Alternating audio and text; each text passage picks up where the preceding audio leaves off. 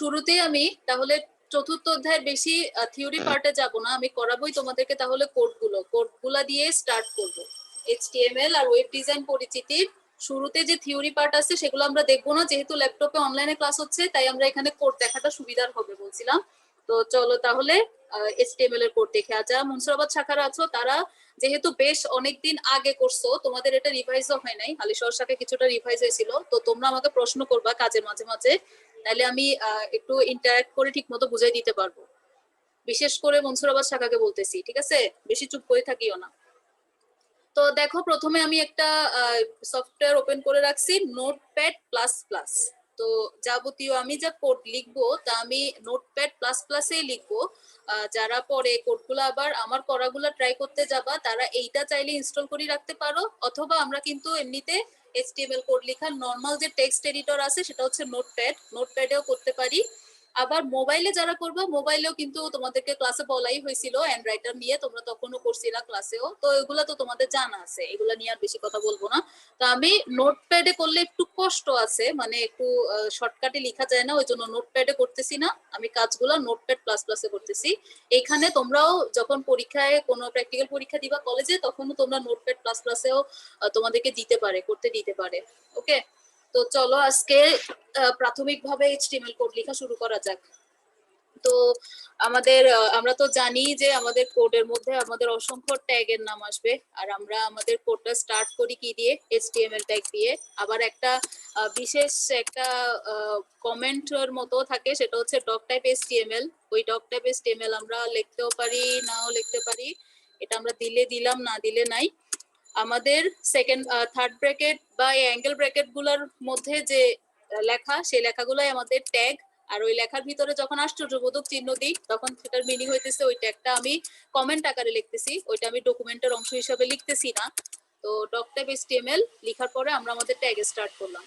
খেয়াল করে দেখো, আমি এখানে যা কোড লিখতেছি কোডগুলো এখনো কালারিং হয় নাই, আমি এগুলাকে একটু ডিজাইন করে লিখতে চাচ্ছি। আমি চাচ্ছি যে অটোমেটিক আমি ট্যাগ লিখার আগেই আমার ট্যাগের অপশন গুলো চলে আসুক, আমাকে পুরো লিখার আগেই যাতে আমি ওটা ক্লিক করে এন্টার দিয়ে বসাই দিতে পারি, ওই রকম করে আসুক, ওই রকম চাচ্ছি। ওই জন্য আমি এটাকে একটু সেভ করে ফেলতে চাই, ডকুমেন্টটা আমরা আগে ভাগে একটু সেভ করে ফেলতে চাই। কোথায় যাব? ফাইল অপশনে গিয়ে, সেভ অ্যাজ অপশনে গিয়ে, ওরা যেখানে বলে সেইখানে আমি জিনিসটাকে সেভ করতে পারি। তো আমার এখানে একটা ডেস্টিনেশনে আমার এখানে আগে থেকে সেট করা আছে, ওইখানে বিভিন্ন ধরনের ফাইল আছে, আমি ওইটাতেই সেভ করতেছি। ডেস্কটপের মধ্যে এইচটিএমএল ডকুমেন্টস নামে ফোল্ডার একটা আছে, সেখানে সেভ করতেছি। তোমাদের যে ফোল্ডারে যেখানে সেভ করার প্রয়োজন মনে করবা সেখানেই করে ফেলতে পারো, সমস্যা নাই। তো আমি নাম দিয়ে দিচ্ছি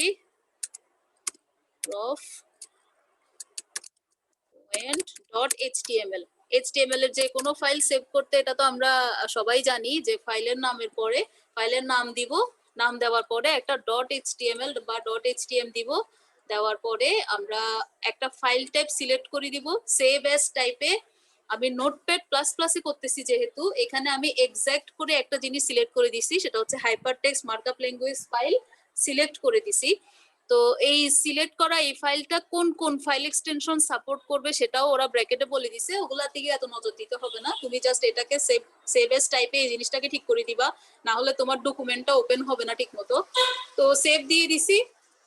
সেভ দেওয়ার পরে খেয়ালই করতেছো যে আমার লেখাগুলা ট্যাগগুলোর মধ্যে কিছুটা কালারিং ব্যাপার স্যাপার চলে আসছে এরকম। তো আমাদের এইচটিএমএল সেকশন স্টার্ট হয়ে গেছে। আর যথারীতি আমরা জানি আমাদের এইচটিএমএল কোডের দুইটা সেকশন থাকে, একটা হচ্ছে হেড সেকশন আর একটা হচ্ছে বডি সেকশন। তো হেড আর বডি সেকশন দুইটাই আজকে স্টার্ট করতেছি।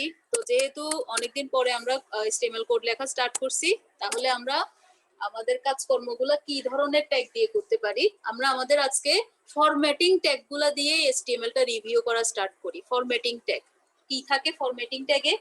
ফরম্যাটিং ট্যাগে আমাদের বিভিন্ন টেক্সটের উপরে বিভিন্ন কাজ কারবার, মানে টেক্সটকে বিভিন্ন ধরনের ফরম্যাট করার জন্য আমাদের যা যা ট্যাগ আর অ্যাট্রিবিউট আছে সেইগুলো আমরা একটা একটা করে আজকে দেখে নিতে পারি, একবার রিভিউ করতে পারি, যেহেতু প্রথমে করতেছি, পরে পরে এবার আর অন্য ক্লাসে অন্য রকম গুলো রিভিউ করা যাবে। তো শুরু করলাম বডি সেকশন। বডি সেকশনের ভিতরে সাপোজ তোমাদের জন্য একটা হেডলাইন অ্যাড করতে চাচ্ছি। খেয়াল করবা কিছু কিছু জিনিস আমি এক্সট্রাও হয়তো বলতে পারি, যেগুলো হয়তো লাইভ ক্লাসে সামনাসামনি বলা যায় নাই, সেটা এখন এখানে আমি বলার চেষ্টা করি, দেখতে পারি। তো ধরো আমার ফার্স্টে আমি দেখি আসি আমার এটা কোথায় সেভ হয়েছে। HTML ডকুমেন্টস ফোল্ডারে তোমাদের এই ফাইলটা আসছে কিনা। ফাইলটা না আসলে আমরা আউটপুটও দেখতে পারবো না। তো নাম দিছিলাম প্রফ পয়েন্ট, কোথায় প্রফ পয়েন্ট, এই যে মাইক্রোসফট এই যে চিহ্ন দিয়ে একটা প্রফ পয়েন্ট ডট এইচটিএমএল বলে ফাইল ওপেন হয়েছে, যেটাতে এখন পর্যন্ত কিছু অ্যাড করি নাই। ওপেন উইথ দিয়ে গুগল ক্রোমে সেটা স্টার্ট করলাম। তো আমরা আমাদের যাবতীয় আউটপুট গুলা এই ফাইলটাতে দেখবো, এই এইচটিএমএল ফাইলটাতে দেখবো, ঠিক আছে। গুগল ক্রোমে ওপেন হোক। তো প্রথমে আমরা আমাদের পেজে একটা হেডলাইন অ্যাড করে ফেলি। আর হেডলাইন অ্যাড করবো মানে হেডলাইন তো সবাই জানো যে H1 H2 H3 এগুলা দিয়েই আমরা হেডলাইন অ্যাড করি।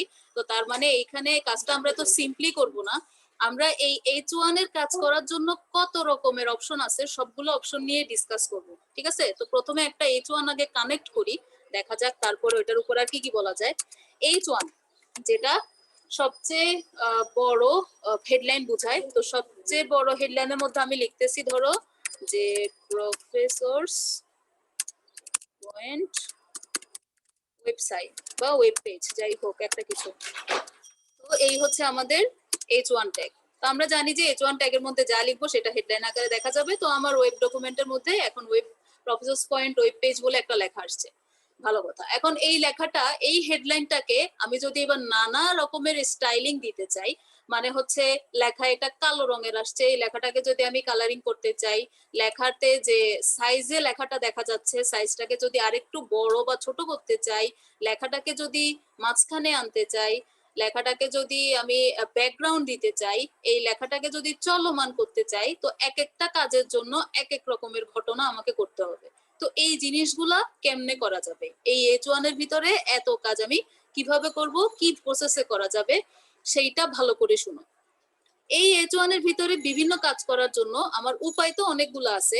HTML এ একটা কাজ বহুভাবে করা যায়। তো আমি তোমাদেরকে তাহলে প্রথমে যেটার সাথে পরিচয় করাইতে চাই সেটা হচ্ছে আমাদের স্টাইল প্রপার্টিস, স্টাইল অ্যাট্রিবিউট।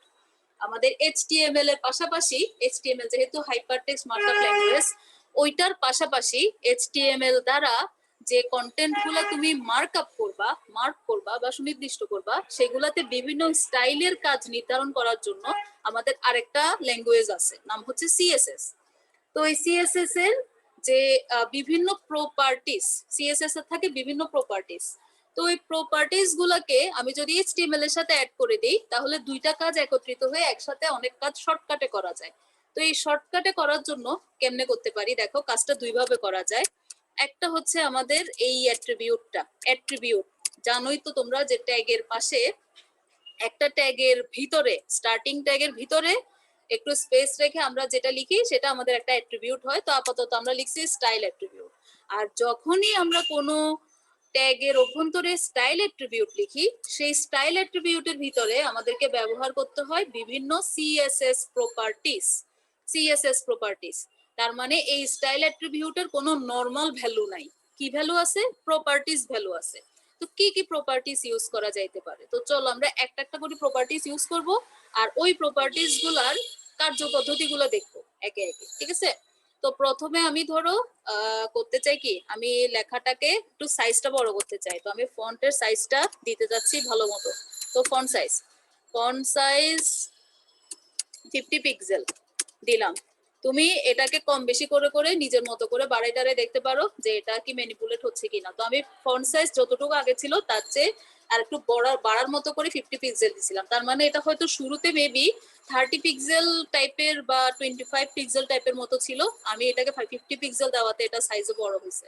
এরপরে এক এক করে দেখো আমাকে প্রপার্টিস কিভাবে লিখতে হয়েছে সেটাও কিন্তু একটা দেখার বিষয়। যখনই আমরা CSS প্রপার্টিস লিখি, CSS প্রপার্টিস এর নামটা প্রথমে লিখে একটা কোলন দিতে হয়, কোলনের পরে প্রপার্টিসটার ভ্যালু লিখতে হয়, তারপরে একটা সেমিকোলন দিয়ে দিতে হয়। এটা আমাদের খাতায় লেখার সময় আমরা এভাবে লিখে লিখে করছিলাম, খেয়াল করে রাখতে পারো। তো এইটা আমরা আপাতত একটা প্রপার্টিস লিখছি, ফন্ট সাইজ। আর প্রপার্টিস গুলোর যে নাম, এগুলো কিন্তু আন্দাজে লিখতে পারবা না, এগুলা কোনটার জন্য কোন প্রপার্টিস লেখা যাবে, কোনটার জন্য কোনটা লেখা যাবে না, ওইগুলোর আইডিয়াও কিন্তু আমাদেরকে থাকতে হবে। তো আপাতত H1 যেহেতু একটা লেখালেখি, ওই লেখালেখির জন্য আমরা একটা ফন্ট সাইজ ঠিক করে দিলাম। শুধু ফন্টের সাইজ না, ফন্টের কালারও ঠিক করে দেওয়া যাবে। তো ফন্টের কালার ঠিক করার জন্য colour properties, font size properties, colour properties, কালার প্রপার্টিসে কালারের নামও লেখা যায়, কালারের কোডও লেখা যায়। একটা কালারের নাম কয়েকভাবে লেখা যাইতে পারে। তো ধরো আমি গ্রিন লিখছি, এটা আমি একভাবে লিখছি, কালার প্রপার্টিস দিয়ে আমার লেখাটার কালার চেঞ্জ হয়েছে, আউটপুটে দেখতেছো আশা করি কালারটা সবুজ হয়েছে। একটা কালারের নাম আমরা 3 ভাবে লিখতে পারি HTML এ, 3 ভাবে। ভালো মতো খেয়াল করো, আমি কিন্তু ক্লাসের ফাঁকে ফুঁকেই হচ্ছে বিভিন্ন যে টুকটাক ব্যাপার সেগুলো ক্লাসের মধ্যেই বলবো। যে যেমন এখানে আমার সামনে কালারের নাম আসছে বিধায় আমি কালার সম্পর্কে একটা রিভিউ দিয়ে দিচ্ছি। কালারের নাম কি 3 ভাবে লেখা যায়। একটা আমি গ্রিন লিখলাম, এটা একটা উপায়। 2 নাম্বার উপায় হচ্ছে হ্যাশ চিহ্ন দিয়ে হেক্সাডেসিমাল ডিজিটের মাধ্যমে, হেক্স ভ্যালু, একটা কালারের হেক্স ভ্যালু। হেক্স ভ্যালু কিরকম হয়, একটা হ্যাশ চিহ্ন দিয়ে 6 ডিজিটের একটা হেক্সাডেসিমাল সংখ্যা, 6 ডিজিটের 6টা, আর ওই 6 ডিজিটের 6টার মানই 0 যদি হয় সেটা একদম সর্বনিম্ন ভ্যালু কালারের, আর যদি 6টা ডিজিটের প্রত্যেকেই এফ হয় সেটা হচ্ছে সর্বোচ্চ ভ্যালু। আর এই 6টা ডিজিটের প্রথম 2টা ডিজিট রেড কালারকে নির্দেশ করে, মাঝখানে 2টা ডিজিট গ্রিন কালারকে নির্দেশ করে, আর তারপরে 2টা ডিজিট ব্লু কালারকে নির্দেশ করে। R G B, red green blue. তো আমি যেহেতু একটু আগে গ্রিন লিখছি, তাহলে আমি যদি গ্রিন কালারের কোড লিখতে যাই আমার কোডটা এরকম হবে, 0 0 মানে রেড পার্টকে 0 করে দিলাম, গ্রিন পার্টকে এফ এফ করে রাখলাম, আর ব্লু পার্টকে 0 0 করে রাখলাম। এটা অনেকটা লাইট গ্রিন টাইপের একটা গ্রিন কালার হয়ে যাবে, লাইট গ্রিন মানে টিয়া কালার হয়ে যাবে হয়তোবা। তো দেখা যাক, এই হচ্ছে আমার গ্রিন কালার। ঠিক আছে, একটু টিয়া কালার আসবে কারণ আমি একদম আমার যে গ্রিন কালারের পার্টটা সেটাকে একদম সর্বোচ্চ করে রাখছি, তাই এটা হালকা গ্রিন কালারে দেখাচ্ছে। তুমি যদি এই গ্রিনের পার্টটাকে আরো মাঝামাঝি লেভেলের কোনো সংখ্যাতে দিতে চাও তাহলে ওটা কিন্তু আর একটু গাঢ় গ্রিন হবে বা একটু ডার্ক গ্রিন হবে। যত বেশি ভ্যালুর মান কমানো যায় তত কালারটা ডার্ক টাইপের হয়, এটা একটা কথা আর কি, কোডের ক্ষেত্রে মনে রাখবা। তো এখন আমরা এটা হচ্ছে গ্রিন কালারের, এটা হচ্ছে হেক্স ভ্যালু এক রকমের। আবার হেক্স ভ্যালু ছাড়া আরেকটা ভ্যালু আছে কালার দেওয়ার, সেটা হচ্ছে আরজিবি, আরজিবি ফাংশন। কেমনে লেখা ফাংশনটা, ফাংশনটার মানে হচ্ছে পাশে ফার্স্ট ব্র্যাকেট লিখছি, ভালো কথা। এই ফার্স্ট ব্র্যাকেটের ভিতরে যে কালার 3জন, সেই কালার 3টার ভ্যালু এইভাবে কমা দিয়ে দিয়ে লিখে দিতে হয়। তো তার মধ্যে প্রথম ভ্যালুটা রেড কে নির্দেশ করে, দ্বিতীয়টা গ্রিন কে, লাস্টেরটা ব্লু কে। তো আমরা যেহেতু আপাতত গ্রিন নিয়ে কথা বলতেছিলাম, তো আমি যদি গ্রিনের কোড লিখতে চাই সেটাই এরকম হবে 255, আর 0 হচ্ছে সর্বনিম্ন ভ্যালু আর 255 হচ্ছে সর্বোচ্চ ভ্যালু। তো তার মানে হচ্ছে আমি রেড আর ব্লু কে ডাউন করে দিছি, শুধুমাত্র গ্রিন কেই হাইস্ট রাখছি। ওই একটু আগে হেক্স ভ্যালুতে যেরকম দেখাচ্ছিলাম সেই রকম টিয়া কালারের কালার হয়ে যাবে। 255 না রেখে তুমি যদি আরেকটু ছোটখাটো করো সেক্ষেত্রে গ্রিন কালারটা একটু আরেকটু ডার্ক হবে। মানে মোট কথা একটা কালারের কোড লেখার সময় ভ্যালুগুলা যত বেশি বেশি দিবা তত ওইটা লাইট কালার হবে, আর যত ভ্যালুগুলোর মান কমাইতে থাকবা তত ওইটা কালোর দিকে ধাবিত হবে, মানে ডার্ক কালার হইতে থাকবে। এই কথাটা একটু খেয়াল রাখতে হয়, মাঝে মাঝে আমাদের দরকার হয় জিনিসটা। তো আমি এরকম রাখলে দেখা যাবে যে এটা একটু সবুজের মধ্যে গাঢ় সবুজ দেখা যাচ্ছে। ঠিক আছে, আরজিবি ভ্যালু, হেক্স ভ্যালু আর কালারের নাম 3টার যে কোনো একটা দিয়ে আমরা কাজটা সারাই দিলাম।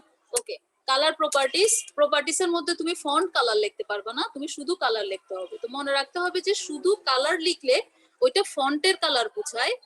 আর আমি যদি এই যে আমার হেডলাইনটা, এই হেডলাইনটার একটা ব্যাকগ্রাউন্ড তৈরি করতে চাই আর ওই ব্যাকগ্রাউন্ডে একটা কালার দিতে চাই, সেক্ষেত্রে আমার আরেকটা প্রপার্টিস আছে, সেইটা আবার আরেক রকম। দেখো ব্যাকগ্রাউন্ড, এখানে আমি সুবিধা কি পাইতেছি দেখো, নোটপ্যাড প্লাস প্লাসে আমি লিখতেছি একটা, লেখার আগে দিয়ে আমার সামনে অপশন চলে আসতেছে আরো 14টা।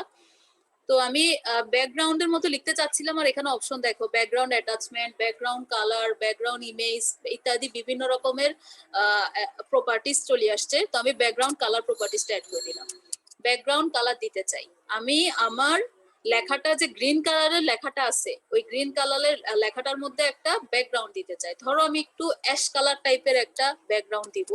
তো অ্যাশ কালারের ব্যাকগ্রাউন্ড সাধারণত এরকম হইতে পারে, মানে রেড গ্রিন ব্লু তিনোটাকে মোটামুটি একটা ভ্যালু দিয়ে দিলে ওইটা অ্যাশ কালার হয়ে যায়। তো আমি ধরো সবগুলোরে বি লিখছি, হেক্সাডেসিমাল বি তো চিনোই, হেক্সাডেসিমাল ডিজিট।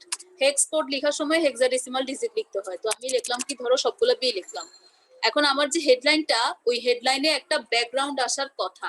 রিলোড করি, খেয়াল করো আমার লেখাটার পিছনে একটা ব্যাকগ্রাউন্ড তৈরি হয়েছে, ব্যাকগ্রাউন্ডটার একটা কালারও তৈরি হয়েছে। আমি তোমাদেরকে, আমার উদ্দেশ্য হচ্ছে এখানে যে প্রপার্টিস গুলো তোমাদের কম বেশি লাগবে সেগুলো যাতে তোমাদের মাথায় থাকে, ওই জন্য একটা একটা করে সবগুলোর কাজ দেখানো। তো এখন পর্যন্ত 3টা দেখছো, ব্যাকগ্রাউন্ড কালার দিয়ে ফেলছি। ওকে, এরপরে আমরা স্টাইল প্রপার্টিসে 1টা 2টা 3টা অ্যাড হয়েছে। এইবার আমরা আমাদের লেখাটাকে, যেহেতু হেডলাইন, লেখাটাকে আমরা মাঝখানে নেওয়ার চেষ্টা করতে পারি। তো কোনো একটা ফন্ট বা একটা লেখাকে যদি মাঝখানে আনতে চাও, সেক্ষেত্রে তুমি ব্যবহার করতে পারবা টেক্সট অ্যালাইন। শুধু লিখাকে মনে রাখবা, লিখাকে, কোনো লেখালেখিকে যদি মাঝখানে আনার দরকার হয়, মাঝখানে না, মাঝখানে লেফটে রাইটে যে কোনো প্রান্তে নেওয়ার দরকার হইলে তুমি এই প্রপার্টিসটা ইউজ করতে পারবা। তো এই প্রপার্টিস এর মধ্যে আমি লিখলাম টেক্সট অ্যালাইন সেন্টার। তো টেক্সট অ্যালাইন সেন্টার আমি কিন্তু যতবার কোড লিখতেছি ততবার কোড লেখার সাথে সাথে কন্ট্রোল এস দিয়ে ওইটাকে সেভ করতেছি। সেভ করা ছাড়া কিন্তু তুমি আউটপুট গুলো দেখবা না। তো আমি কন্ট্রোল এস দিয়ে সেভ করছি, সেভ করার পরে আমি গিয়ে রিলোড করছি। ওকে, তো এই টেক্সট অ্যালাইন দেখো মাঝখানে চলে আসছে লেখাটা। তো এই লেখাটার টেক্সট অ্যালাইন সেন্টার করলাম, গেল একটা। ফন্টের টাইপটাও চেঞ্জ করা যাবে। ফন্টের বিভিন্ন একটা ইংরেজি লেখার বিভিন্ন ধরনের ফন্ট হয়। তো এখন ওই বিভিন্ন ধরনের ফন্টের মধ্যে আমার এই লেখাটা ডিফল্ট হয়তো আমার ব্রাউজারে যে ফন্ট সেটিং আছে ওই ফন্ট সেটিং অনুযায়ী দেখাচ্ছে। এখন যদি আমি এটাকে চেঞ্জ করতে চাই, ধরো বিভিন্ন আছে সুন্দর সুন্দর font, Arial, Times New Roman, Century, Kids, বিভিন্ন রকমের আছে। তুমি একটা ওয়ার্ড ফাইলে যদি ওপেন করো, ওই ওয়ার্ড ফাইল ওপেন করলে ওয়ার্ড ফাইলে বিভিন্ন ফন্টের নামগুলো অনুযায়ী তুমি হয়তো ভিন্ন ভিন্ন ইয়ে পাবা। ঠিক আছে, তো আমি একটা ভ্যালু দিচ্ছি, আমি একটা ফন্টের নাম আমি জানি আগে থেকে দেখতেছি, একটু দাঁড়াও 1 মিনিট।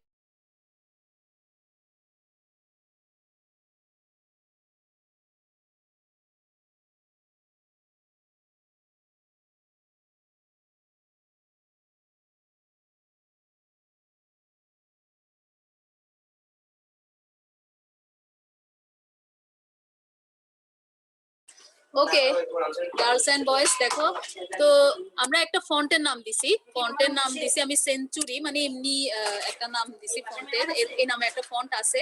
তো দেখো একটু আগে এটা যে ফন্টে দেখতেছিলা সেই ফন্টের চেয়ে একটু চেঞ্জ হয়ে যাওয়ার কথা, খেয়াল করো। লেখাটার প্যাটার্নটা আগে যেরকম ছিল তার চেয়ে কিছুটা চেঞ্জ হয়ে গেছে, কিছুটা না অনেকটা চেঞ্জ হয়ে গেছে। এখন এইভাবে তুমি বিভিন্ন রকমের ফন্ট দিয়ে দিয়ে প্রপার্টিস এর মধ্যে এই লেখাটার টাইপ চেঞ্জ করে করে দেখতে পারবা, আলাদা আলাদা বিভিন্ন ফন্ট হবে। তো গেল কয়টা, সাইজ গেল, কালার গেল, ব্যাকগ্রাউন্ড কালার গেল, টেক্সট অ্যালাইন গেল, ফন্ট ফ্যামিলি গেল।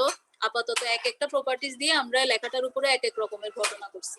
এইটা হচ্ছে একটা লেখালেখির উপরে মোটামুটি এই প্রপার্টিস গুলো তুমি অ্যাড করতে পারবা।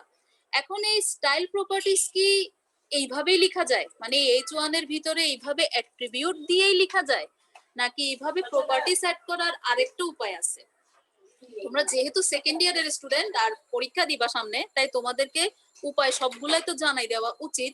তো উপায় আরেকটা আছে, সেই উপায়টা একটু তোমাদেরকে এবার বলি রাখি আসো। এই যে স্টাইল, এই যে প্রপার্টিস, এই যে সিএসএস প্রপার্টিস, এগুলা একটা ট্যাগের ভিতরে এইভাবে লেখা যায়। এখন যেভাবে আমি লিখছি সেভাবে লেখা যায়, তবে প্রসেস আরেকটা আছে। সেই প্রসেসটার নাম হচ্ছে হেড সেকশনে। দেখো আমি হেড সেকশনে চলে গেছি। হেড সেকশনের ভিতর স্টাইল এলিমেন্ট ব্যবহার করে, স্টাইল এলিমেন্ট মানে কি, মানে আমাদের হেড সেকশনে তো বেশ কিছু এলিমেন্ট আছে, তার মধ্যে অন্যতম একটা হচ্ছে স্টাইল এলিমেন্ট। তোমরা জানো যে হেড সেকশনের মধ্যে আমরা তো টাইটেলও লিখতাম, আমরা সবসময় টাইটেল লিখতাম, আসলে লিখি না এমনি। তো এইচটিএমএল এর বিভিন্ন হেড সেকশন আর বডি সেকশনের বিভিন্ন এলিমেন্টের মধ্যে হেড সেকশনের অন্যতম একটা এলিমেন্ট হচ্ছে স্টাইল এলিমেন্ট। তো এই স্টাইল এলিমেন্টের মধ্যেও এই প্রপার্টিস গুলা অ্যাড করা যায়। তো আমি দেখাই দিচ্ছি কিভাবে অ্যাড করা যায়। ধরো আমার H1 মানে আমার ট্যাগ, H1 ট্যাগ, আমার বডি ট্যাগে H1 ট্যাগ আছে। তো H1 এর উপরে আমি যাবতীয় কিছু কাজ করতে চাই। তো এই যাবতীয় কাজগুলো তো আমি এখানে করছি, অলরেডি করে ফেলছি। তো আমি ধরো এইভাবে করতে চাচ্ছি না, আমি হেড সেকশনে করতে চাচ্ছি। তো সেক্ষেত্রে আমি কি করব, স্টাইল এলিমেন্টের মধ্যে H1 লেখাটা লিখবো, লেখাটার পাশে ফার্স্ট সেকেন্ড ব্র্যাকেট দিব, সেকেন্ড ব্র্যাকেটের ভিতরে আমি এই প্রপার্টিস গুলা লিখবো, এই যে যেগুলো আমি এখানে এতক্ষণ ধরে লিখছি সেমিকোলন দিয়ে দিয়ে আলাদা করে এইগুলাকে লিখবো। তো দেখো এখান থেকে আমি এটারে কেটে নিয়ে এইগুলারে এইখান দিয়ে অ্যাড করে ফেললাম। এইখানে এনে এগুলাকে অ্যাড করে দিলাম। দেখো আর H1 এর ভিতরে নাই, এগুলো চলে গেছে H1 এর এখান থেকে, এই জায়গা থেকে এগুলো চলে গেছে। এখন আর বডি সেকশনের যে H1 সেখানে কিছুই নাই, বডি সেকশনের যে H1 সেখানে এখন আর কিছুই নাই। কোথায় চলে গেছে সেগুলা চলে গেছে এইখানে হেড সেকশনের এইখানে। এখন এই হেড সেকশনের এইখানে একটা H1 লেখা হয়েছে, H1 এর ভিতরে 5টা প্রপার্টিজ লেখা আছে। এখন এই প্রপার্টিজ গুলা কি এই H1 এর ভিতর কাজ করতে পারবে, প্রশ্ন হচ্ছে সেটা। পারবে কিনা পারবে না সেটা আমরা এখানে লোড করলে বুঝবো। দেখো আমি লোড করছি, লোড করাতে এটার তেমন কোনো চেঞ্জ আসে নাই, মানে যে প্রপার্টিজ গুলো আমি একটু আগে অ্যাড করছি সেগুলো এখনো আছে, তবে একটু আগে যেভাবে করছি আর এখন যেভাবে করছি দুইটার মধ্যে কিন্তু ডিফারেন্স হয়েছে। মানে একটু আগে আমি স্টাইল অ্যাট্রিবিউট অ্যাড করছিলাম, আর এখন আমি স্টাইল এলিমেন্টের মধ্যে জিনিসটা করছি। একটু আগে দিয়ে বডির ভিতরে কাজটা ছিল, আর এখন হেডের ভিতরে কাজটা আসছে, দুইটাই কিন্তু একই কাজ করতেছে। তো তোমাদের কিন্তু এই দুইটাই আইডিয়া থাকতে হবে, এখানেও করা যাবে এখানেও করা যাবে। এবার খাতায় লেখার সময় তোমার কোনখানে লিখতে ইচ্ছা করতেছে সেটা তুমি ডিসাইড করবা। খাতায় লেখার সময় তো তোমরা জিনিসটা বুঝতে পারবাই যে কোথায় লিখলে বেটার হবে। এইভাবে যখন আমরা H1 এর ভিতরে লিখছিলাম, ভিতরে যখন এইভাবে স্টাইল ইকুয়াল টু লিখছিলাম, ওইটাকে বলে inline CSS properties. Inline H1 এর ভিতর এইভাবে বা কোনো ট্যাগের ভিতর এইভাবে সিএসএস লেখাকে বলে ইনলাইন সিএসএস প্রপার্টিজ। এখন বাকি যখন এইভাবে লিখতেছি এটাকে আর ইনলাইন বলে না, এটাকে বলে যে হেড সেকশনে এলিমেন্ট স্টাইল সংযুক্ত করছি, ঠিক আছে। আবার অনেক সময় এই জায়গাতে এইভাবে এলিমেন্ট আকারে না লিখে ডিরেক্টলি সিএসএস এর ফাইলও সংযুক্ত করে দেওয়া যায়, ডিরেক্টলি সিএসএস এর ফাইলও সংযুক্ত করে দেওয়া যায়। ফাইল সংযুক্ত করে দেওয়ার ব্যাপারটা তোমাদের জন্য অ্যাপ্লিকেবল আপাতত হবে না, কারণ এক্ষেত্রে আমরা আলাদা সিএসএস ফাইল বানাই নাই যে আলাদা একটা সিএসএস ফাইল অ্যাড করব, তো এটার দরকার নাই, আলাদা করার দরকার নাই, আমরা এখানে ভিতরে করলাম। তো কাজগুলো আসলে অনেক ভাবে করা যায়। এরপরে চলো আমরা আরো কিছু এবার তাড়াতাড়ি করে আরো কিছু টেক্সট ফরম্যাটিং ট্যাগ দেখি। আমি একটা লেখা লিখবো, লেখাটা যেহেতু আমরা কাজ করতেছি তাহলে আমরা আমাদের কোচিং এর নাম লিখে ফেলি প্রফেসরস পয়েন্ট।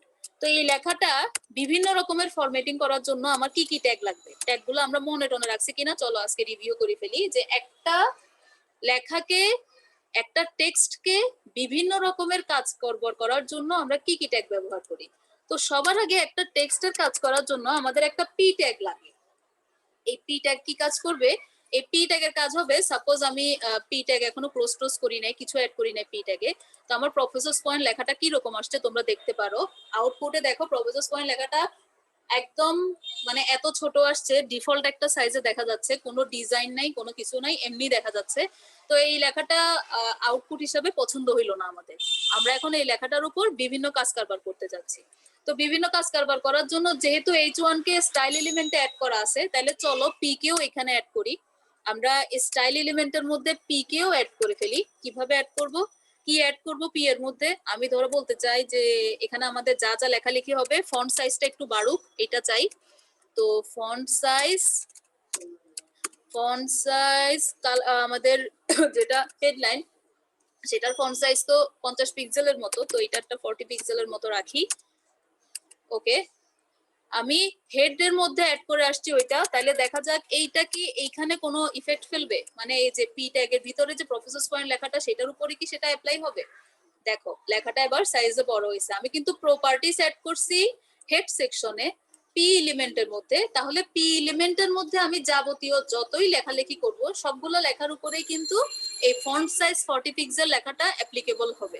ওকে, তো বাকি আর কি কি ফরম্যাটিং, আমাদের বি নামক ফরম্যাটিং ট্যাগ আছে, বি ট্যাগ আমাদের যে আমাদের একটা লেখাকে বোল্ড করে বা গাঢ় করে ওয়েব পেজে দেখায়, এইটা আছে। আমাদের একটা এমটি ট্যাগ আছে নাম হচ্ছে বিআর ট্যাগ। এই প্রফেসরস পয়েন্ট লেখার আগে আর পরে বি ট্যাগ অ্যাড করার কারণে আমাদের প্রফেসরস পয়েন্ট লেখাটা বোল্ড হয়ে যাবে। আবার এই বোল্ড হওয়ার এই কাজটা আরো একটা ট্যাগ দিয়েও করা যায়। আমি এবার একটা একটা করে ট্যাগের নামগুলো বলতে থাকি, তোমরা ট্যাগের নামগুলো মাথায় ঢুকাইতে থাকো। বি বোল্ড ট্যাগ, এই লেখাটা আমাদের কোচিং এর নামটাকে গাঢ় করে দেখাই দিবে এখানে। তারপরে আরো সেম কাজ আরো একটা ট্যাগ করে, তার নাম হইতেছে স্ট্রং ট্যাগ। স্ট্রং ট্যাগ দুইবার লিখছি, লেখাটা দুইটা ট্যাগ ব্যবহার করে লিখছি, দেখা যাক লেখাগুলা কি আসলে গাঢ় হয়ে আসে কিনা। দেখো একটু আগে লেখাটা এরকম ছিল, এখন যখন রিলোড দিব তখন লেখাটা দেখতেছো যে একটু গাঢ় হয়ে আসছে, আগেরটা যে পরিমাণ কালারিং ছিল এখন তার চেয়ে বেশ গাঢ় দেখা যাইতেছে। তো এই হচ্ছে আমাদের লেখা। ওকে, দুইটা গাঢ় করার কাজ দুইটা ভিন্ন ট্যাগ দিয়ে করছি, তোমারও যেটা দিয়ে মনে চাইবে তুমি সেটা দিয়ে করতে পারবা, একই আউটপুট। এরপর ফরম্যাটিং ট্যাগ নাম্বার 2, আমরা আরেকটা ট্যাগের নাম লিখি যেটার নাম হচ্ছে আই ট্যাগ। এইগুলো কমন, তোমরা সবগুলো ট্যাগ জানো, তো আমি খালি কপি করে করে ট্যাগগুলোর নাম লিখবো আর ট্যাগগুলোর আউটপুট দেখাবো। তো আই ট্যাগ কি করে আমরা সবাই জানি, লেখাকে কিছুটা ইটালিক ফর্মে নিয়ে আসে। তো এই হচ্ছে আমার আই ট্যাগ, আর আই ট্যাগ আমার লেখাটাকে বাঁকা করলো। আর আই ট্যাগের মতো সেম কাজ আরেকজন করে, সেইটা আমাদেরকে জানতে হবে এবারে। আই ট্যাগ যেহেতু এই কাজ করছে, ঠিক সেম কাজ আরো একটা ট্যাগ করে, তার নাম হচ্ছে ইএম ট্যাগ। ইএম এর ফুল মিনিং কারো মনে আছে কিনা, মনে না থাকলে এখন মনে আনো। ইএম মানে হচ্ছে এমফেসাইজড টেক্সট, যেটার উদ্দেশ্য ছিল যে অন্যান্য কোনো টেক্সটের চেয়ে একটা নির্দিষ্ট লেখাকে অন্যান্য টেক্সটের চেয়ে একটু ভিন্ন করে দেখানোর জন্যই এটা একটা উদ্ভাবন হয়েছিল, যেটা আলটিমেটলি ব্রাউজারে ইটালিকের মতোই আউটপুট দেয়। তো দেখো আই ট্যাগ যা আউটপুট দিছিল, ইএম ট্যাগও সেম আউটপুট দিচ্ছে। তো আই আর ইএম দুইটাই আসলে আউটপুট সেম, এটা মনে রাখতে হবে। এরপর আমরা বলতে পারি আর কোন কোন ট্যাগ আছে সেম কাজ করে। আন্ডারলাইন ট্যাগ আছে, ইউ দিয়ে আমরা কোনো লেখার নিচে আন্ডারলাইন আনতে পারবো।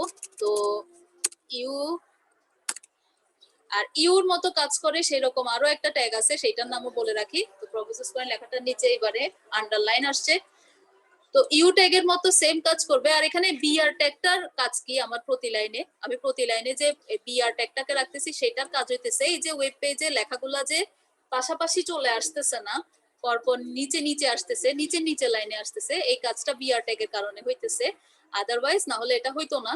আর H1 যখন আমি লিখছিলাম, মানে এটা যে আমার 1 নাম্বার হেডলাইনের মধ্যে ছিল, ওই হেডলাইন ট্যাগটা ক্লোজ করলে কিছু কিছু ট্যাগ আছে যাদেরকে ক্লোজ করলে এমনিতেই লেখা নিচে বা নতুন লাইনে চলে যায়, সেক্ষেত্রে বিআর ট্যাগ দিতে হয় না। ওই ধরনের এলিমেন্ট গুলাকে ব্লক লেভেল এলিমেন্ট বলে। ব্লক লেভেল এলিমেন্টের ট্যাগ যখন আমরা ক্লোজ করি তখন ওইটাকে আর বিআর দিতে হবে না, লেখা এমনি নতুন লাইনে চলে যাবে। ঠিক আছে, তো যাই হোক, আমরা আমাদের এই আন্ডারলাইন ট্যাগের মতো কাজ করবে এরকম আরেকটা ট্যাগের নাম জানতে চাই। আন্ডারলাইনের মতো সেম কাজ করে আরেকটা ট্যাগের নাম হচ্ছে আইএনএস, ইনসার্টেড টেক্সট। যদিও এটার উদ্দেশ্য আন্ডারলাইন দেওয়া উদ্দেশ্য ছিল না, এইটার উদ্দেশ্য ছিল যে তোমাদের জন্য একটা মেসেজ আছে, ওইটা একটু আমি ফরওয়ার্ড করিনি, 1 মিনিট ওয়েট করো।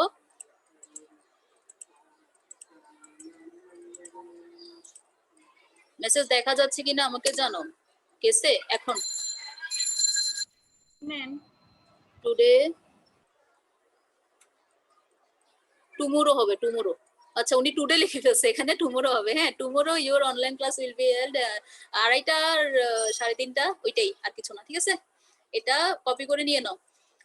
তো এরপরে হচ্ছে আমাদের আইএনএস ট্যাগ নিয়ে যেটা বলতেছিলাম, মিনিং হচ্ছে ইনসার্টেড টেক্সট, তবে আউটপুট হিসাবে সে আমাদেরকে ওইটাই দেখায় যে আন্ডারলাইন করলে যেমন আউটপুট আসে সেটাই দেখায়, বাট এটার উদ্দেশ্য ছিল যে কি একটা টেক্সট আমি লিখতেছি ওয়েব পেজে, ওই টেক্সটটা অন্যান্য কিছু টেক্সটের পরে নতুন ভাবে ইনসার্ট হয়েছে, এই ব্যাপারটা বোঝানোর জন্য ইনসার্টেড টেক্সটের উদ্ভাবন হয়েছিল, বাট আউটপুট সেটার আলটিমেটলি আন্ডারলাইনের মতোই আউটপুট দেখেছে। তো এই জন্য এটার স্পেশাল কোনো এত ভূমিকা নাই। যাই হোক, তোমরা মনে রাখতে হবে, তোমাদেরকে স্টুডেন্ট হিসেবে মনে রাখতে হবে, কথা এতটুকুই। এরপরে আমরা সরি, তোমাদের মেসেজ তো আমার এখানে চলে আসছে, কপি করছিলাম যে আগে, দুত্তরিকা, দাঁড়াও, ওয়েট।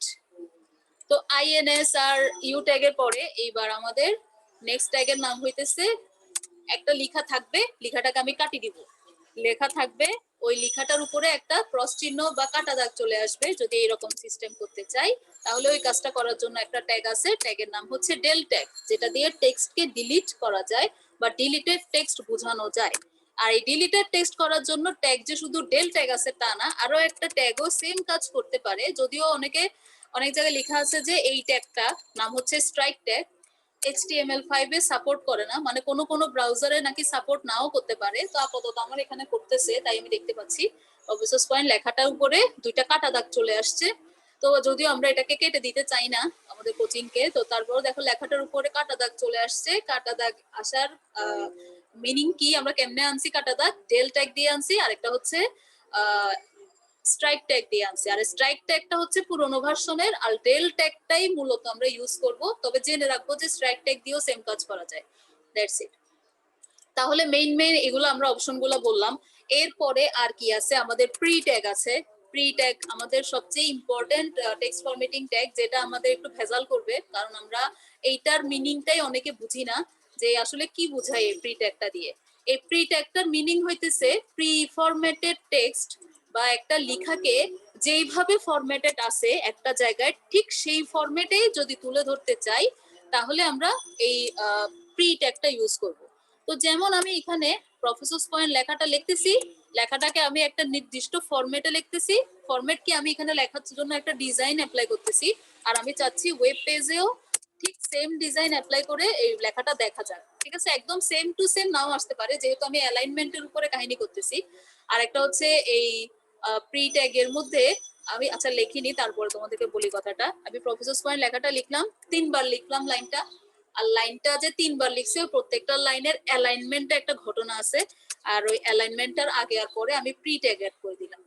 তো কি হবে, হিসাব মতে আমি এখানে লেখাগুলো যেভাবে লিখছি প্রি ট্যাগের ভিতরে লেখাটা ঠিক সেভাবেই আউটপুটে আসার কথা।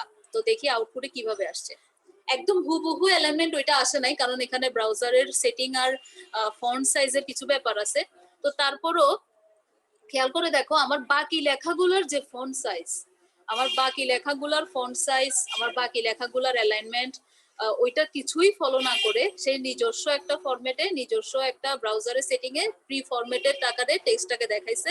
এখন এইটার উপরে তুমি যদি কোনো ডিজাইন করতে চাও, সেটা তোমাকে এখানে নিজস্বভাবে ডিজাইন করতে হবে। তো এই কারণে আমার যে অন্যগুলা 40 পিক্সেলের লেখার যে ব্যাপারটা, এটা এর উপর কার্যকর হয় নাই, এই লেখাটার উপর কার্যকর হয় নাই, কারণ এটা প্রি ফরম্যাটেড টেক্সট, প্রি ট্যাগের কাজ। প্রি ট্যাগের কাজ হইতেছে তুমি ওই প্রি ট্যাগের ভিতরে যা লিখা লিখবা, যেভাবে লিখবা, যে ফন্টে লিখবা, যে ফরম্যাটে লিখবা, ঠিক সেই ফরম্যাটে ও তোমাকে আউটপুটে দেখাবে। ঠিক আছে, এখন আমি যেহেতু ফরম্যাট বলতে খালি অ্যালাইনমেন্টটা দেখাইছি, এখানে যে অ্যালাইনমেন্ট তা না। ধরো তুমি কোনো একটা ওয়েবসাইট থেকে একটা ডিজাইন করা লেখা কপি করে এনে এখানে লিখে দিলা, ডিজাইন করা লেখা, একটা নির্দিষ্ট ডিজাইন, ওই ডিজাইনটাতেই ও তোমাকে দেখাবে। যে ডিজাইনটা তুমি এখানে এনে বসাই দিবা, ঠিক সেই ডিজাইনটাই ও তোমাকে এই জায়গাতে আউটপুট দেখাবে। ঠিক আছে, তো এটাই হচ্ছে প্রিয়ের কাজ।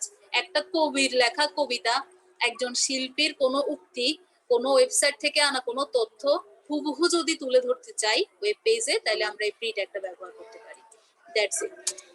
এরপর প্রি এর পরে হচ্ছে আবার আমাদের বিভিন্ন কোড, আমাদের প্রোগ্রামিং এর কোড যে আমরা লিখি, প্রোগ্রামিং এর কোড গুলোরও একটা ফরম্যাট থাকে। কোনো প্রোগ্রামিং এর কোড মানে মোট কথা হচ্ছে একটা লেখার নিজস্ব ফরম্যাটে লেখা, নিজস্ব স্টাইলে কোনো লেখাকে তুলে ধরতে চাইলে প্রি ট্যাগ ইউজ করা যায়। এরপরে আমাদের একটা ইম্পর্টেন্ট ট্যাগ হচ্ছে যে কিউ ট্যাগ, কোটেশন। কোটেশন ট্যাগের কাজ হইতেছে কারো কোনো উক্তিকে, একটা কোটেশনকে নির্দিষ্ট একটা ফরম্যাটে দেখানো। ধরো আমি তোমরা ন্যারেশন তো পড়ো, ন্যারেশনে তোমরা বিভিন্ন সময় দেখো যে একজন একটা কথা বলতেছে, একটা প্রত্যক্ষ উক্তি বলতেছে কেউ। আমি বলছি আই সেড, যে কিছু একটা আন্দাজে আমি একটা কথা বলি, যে আমাদের কথার নাম আমি এখানে লিখে রাখি। এখন আমি বলছি দিয়ে কমা দিয়ে আমি একটা কিউ ট্যাগের ভিতরে আমি আমাদের কোচিং এর নামটা লিখতেছি। তার মানে হচ্ছে আমি যে কথাটা বলতেছি ওই কথাটার আগে পরে কিউ ট্যাগ দেওয়ার মিনিং হচ্ছে আমার এই লেখাটা ওরা কোটেশন আকারে আউটপুটে দেখাবে। কোটেশন আকারে দেখানোর মানে কি, উক্তির মতো করে দেখাবে। উক্তির মতো করে কখন দেখায়, কেমনে দেখায়? উক্তির মানে হইতেছে ওই মাঝখানে একটা প্রি ট্যাগ ব্যবহার করার কারণে আমার এই লেখার উপর থেকেও এই আমাদের 40 পিক্সেলের ব্যাপারটা উঠে গেছে। দেখো লেখাটা পিচ্ছি হয়ে গেছে। I said professors point is এরকম, তো প্রফেসরস পয়েন্টের আগে আর পরে একটা ইনভার্টেড কমা আসছে। এখন এই লেখাটা অন্যান্য লেখার মতো একটু বড় সাইজের করতে চাই, কি করব?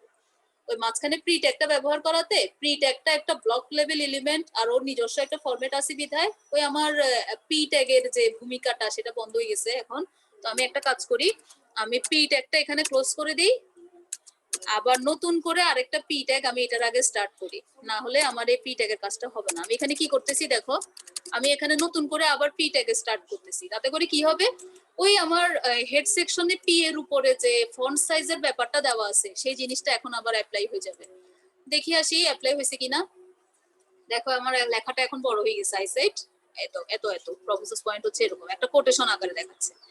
এই কোটেশনের আরেকটা ট্যাগ আছে, কোটেশনের আরেকটা ট্যাগের নাম হচ্ছে ব্লক কোড, যেটা আমাদেরকে এই সেম টাইপেরই আউটপুট দেখায়। তবে ব্লক কোডের আউটপুটটা একটু ভিন্ন আসে, আউটপুটটাতে হয় কি, মানে একটু আগে এইটার যে আউটপুট দেখাইছে ব্লক কোডের ক্ষেত্রে, সেই আউটপুটটা হুবহু সেম আসবে না, সেটা আমাকে উক্তির মতো করে দেখাবে, তবে ওই উক্তিটা নিজস্ব আরেকটা ফরম্যাটে দেখাবে। ধরো আমি এটা এবার কিউ বাদ দিয়ে ব্লক কোড লিখতেছি, ব্লক কোড, আর এখানে ক্লোজ করার সময়ও এই কিউ এর পরিবর্তে ব্লক কোড দিলাম, তাতে করে ওই কোটেশনটা ওরা আমাকে একটা ব্লকের মধ্যে দেখাবে, এতটুকুই ডিফারেন্স, আর কিছু না। এটা কেটে দিই। ওকে, একটা বিআর ট্যাগ দিয়ে দিই, না হলে লেখাগুলো আবার পাশাপাশি চলে আসে, ঝামেলা। তো এই হচ্ছে আমার লেখা, একই লেখা, পূর্বে যেটা লিখছিলাম সেটা একভাবে আসছে, আর পরবর্তী এটা আরেকভাবে আসছে। একটু আগে লেখাটা একটা নর্মাল উক্তি আকারে আসছিল, আর এখন এইটা নিজস্ব একটা ব্লগে, নিজস্ব একটা ফরম্যাটে, একটা নিজস্ব ব্লকের মধ্যে আসছে।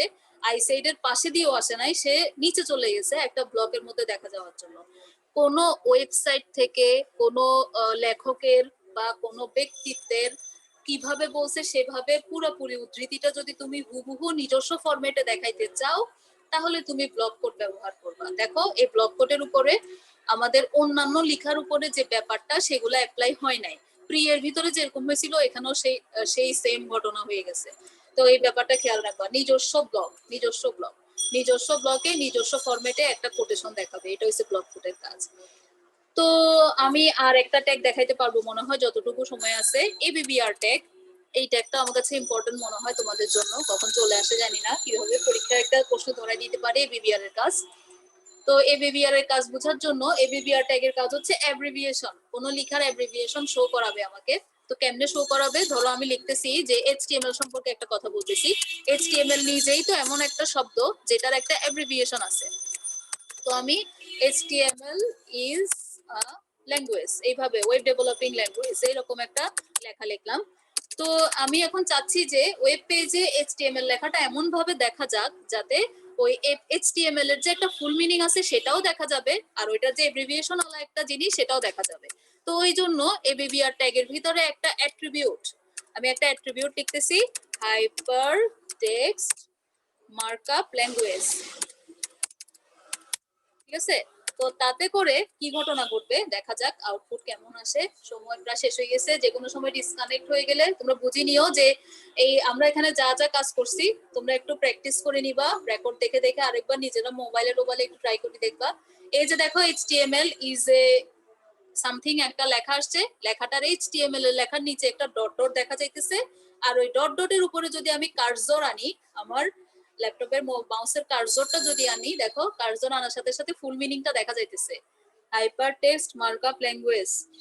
একটু জুম করে দেখো যে লেখাটা দেখা যাইতেছে। ওই ব্লক কোডের কারণে আমার এই লেখাটা আবার ছোট হয়ে গেছে, ওইটার আগে পরে আবার যদি পি ট্যাগ আনি তাহলে এটা আবার ঠিক হয়ে যাবে। পি ট্যাগের মাহাত্ম্য আশা করি তোমরা বুঝতেছো। আমাদের লেখাগুলো যখনই কোনো ফরম্যাটিং এর দরকার হয় এই পি ট্যাগটা আমাদেরকে হেল্প করে। মাঝে মাঝে অন্য আরেকটা ব্লকের কারণে আমাদের এই পি ট্যাগটার কাজ চলে যায়, আবার নতুন করে আমাকে পি ট্যাগ ইউজ করে ওই ব্লকের কাজ করাইতে হয়, ঠিক আছে। আজকে আপাতত যা করলা এখানে, আমি আমি ইয়াকে যে কাকে ঐশ্বরিয়াকে মনে হয় ওকে দিয়ে দিব ইয়াটা, রেকর্ডটা আর স্ক্রিনশটটা, আমাদের যে আজকে ট্যাগে যা যা করছো ওখানে দিয়ে দিব। আর এগুলো দেখে নিজেরা একটু মোবাইলে ট্রাই করিও, আর ল্যাপটপ থাকলে ল্যাপটপে ট্রাই করে দেখিও কি